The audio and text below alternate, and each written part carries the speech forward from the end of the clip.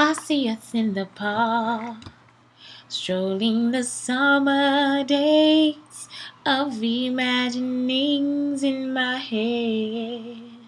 Anyway, guys, this is Sugar Sugar from Brown Sugar Talks. Now, I am talking today about black men dating white women. Y'all, this is how I feel. I really don't care. Like, I know, like, it was just like this awesome post. Like, I think I posted it to my page or whatever. It was like this girl, she broke it down. I mean, she truly broke it down about how black men date, white women, and how it's supposed to be like something cool or whatever. But anyway, I also had a chance to like read some back pages of like how black men really feel about black women. Like, I keep myself sort of out of social media. Like, I don't try to read everything. But now that I'm doing this, it's like I kind of got to do some research. So I go on this page, and I mean, it is like crazy. Like, they're like, we're attitudinal. What else? Like, black girl magic is her nagging at her man. That's why we don't date y'all.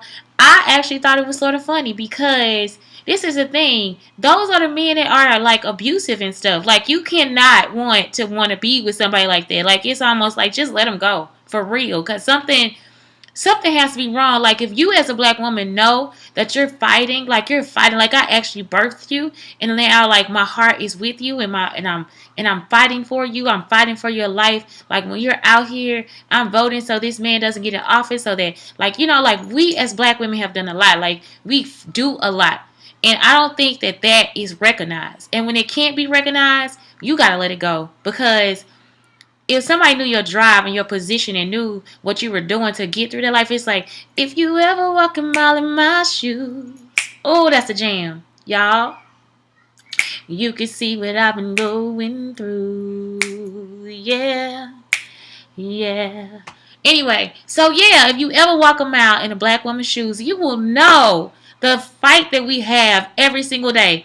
We deal with what you have to deal with, plus we have to deal with, like, okay, wait a minute, this man can't get a job, so now it's like we gotta like kind of build him up, okay? He's been through this situation, we gotta build you up. You've been through this, we gotta build you up. Not only that, then we have to raise our sons to not have to go through those situations. And how do our sons handle that mentally?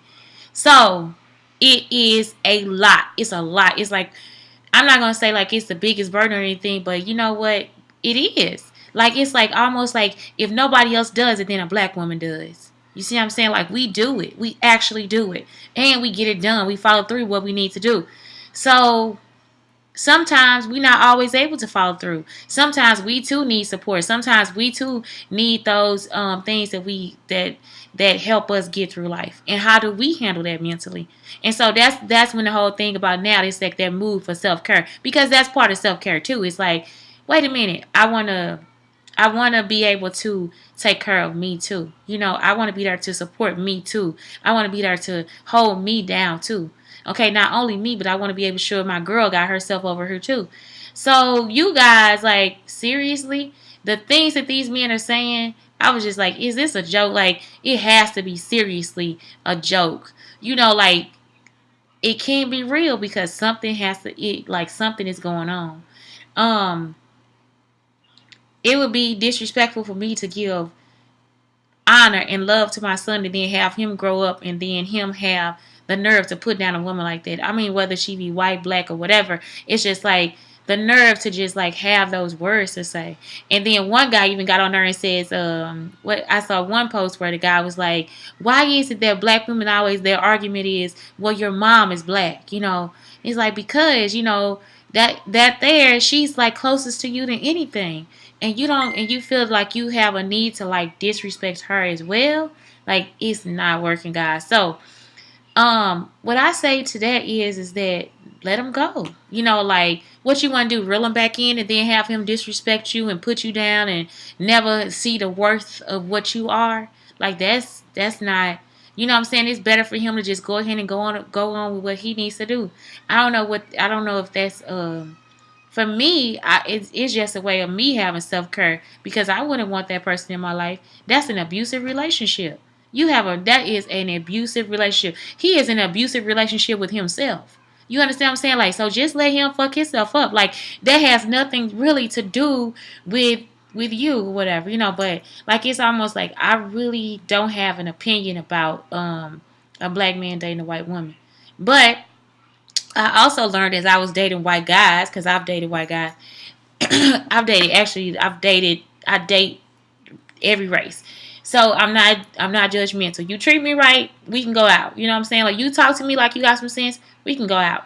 And I've had just recently, like I would say throughout college, like no, like throughout college, I think it was just like I had like a lot of black guys that were just like not into girls who were educated. Like during my era, it was this whole thing of you think you better than me, or you speak like a white girl, or you do things like white people. No, sweetie, I'm taking care of myself, so that in the future I don't have diabetes, I don't have high blood pressure, I don't have all these things. Like it's like that's the things that you want to think about. Like that's what I was thinking about at that time. I was also thinking about like how I was underrepresented in art, and I was underrepresented in theater and all those different things. And I was thinking about just being closer to my culture, which because I grew up in a city where my first city where I first lived was East St. Louis, and in that city, it's like when I grew up around all black children, and it wasn't bad until gangs started coming, until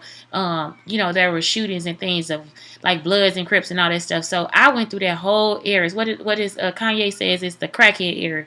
So anyway, I go through this entire era. And when I start to go to college and educate myself, then I'm ridiculed for being a person that's smart. Then when I get to college, I'm ridiculed for being a person that's just like into myself, like into my blackness. And it actually made me feel ostracized because um, black people would just actually put me down for having an unk on my arm, uh, or listening to Erykah Badu, or just like being, or like just trying to take care of myself, like eating vegetables, even though I was thick, what I'm saying? Like, it was just a lot. Oh, and being thick, being actually a woman that was thick, like I wore a size 12, and it was almost like, oh, you fat, like really, seriously, and I actually eat well and take care of myself. Okay, so cool. So anyway, to me, where else could I go? Like who else was accepting of me? Well, when I got to the theater world, it wasn't about acceptance. It was just like the whole thing of there was no judgment. Like nobody was in there saying, "Oh, look at what you eat. Oh, the unk on your arm, that means the sun god of death, or hell or whatever." Or oh, you got a wrap on your head. Oh, it's a problem with that. You know what I'm saying? Oh, you too black. I actually had a person tell me I was too black. Okay, so at that point, you just like, wait a minute, what is going on? So anyway, who do I end up dating, or who wants to go out with me? I end up liking those people that like me. So that's what happens. Like, you start dating outside your race and whatever. Once I dated outside my race, it was a whole different experience. It wasn't like I was an outsider anymore. And so I think that's what's happening with the race now too. It's almost like everybody is an outsider. You guys don't realize that. Every time somebody says, "Oh, you being natural is the way to go," because that's you embracing your blackness. Well, you can embrace your blackness any way you want to. Our history runs deep, even with weaves. Like, I mean, it's one girl on Twitter who's like, "No, we've been doing this for ages. Like, weaves came from Africa. Like, people have been adding these things to their hair for a long time. I mean, even when we were younger, like before we were even thought of, like in the 1940s, they used to actually put thread into somebody's hair to help it grow. So, just thinking about that is like, you cannot tell me that this isn't who I am. And then to think that you let another culture do it, or let another culture get away with it. See, this is the thing. You feel like you found a secret about a black woman, and now that's her. Like, that she's the only one that does it. No, honey, that's not the truth. Every race can get weave. Every race has gotten weave. And so that's the one thing you want us to feel ashamed and ridiculed about. You want me to actually look at another black woman who gets up in the morning and puts her face together, puts her hair on, and goes out the door to feel good about herself. You want me to put her down? You understand what I'm saying? And you want me to feel down because I'm not the woman. Because at the end of the day, that's the woman you choose. That's the woman that most people choose. They want that girl with that straight hair. They're going to help her get that weave done, whatever. So anyway, the same thing goes for natural girls. Like, it's almost like you want me to put down somebody who actually gets up in the morning, because taking care of natural hair is not that easy. So at the end of the day, what I'm saying is like, if they date them and they have this messed up situation about black women and their thoughts about black women is wrong, guys, guess what? We just gotta let them go for real. And the other thing is like, just because I date outside of my race does not mean that I don't love a black man. It does not mean that I feel like he's less than anything else. It's just that at that time it wasn't the best choice for me, and that's it. Like, I just feel like that's it. Like, it has nothing to do with anything else. I think that we do everybody is human, and we want to be loved, and we want to also be respected. But if this man has an issue where he can't respect you, yeah, that's a big problem. That is a big problem. So anyway, this is Brown Sugar Talks, and this is Sugar just asking you to glow up, to show up so that you can show out. And I am now signing off. Please don't forget that we always take song requests and shout outs. Just post on our Facebook wall at RP Entertainment. That's the first word. And the second word is radio. Or you can tweet us at RPEENTREQSTLINE.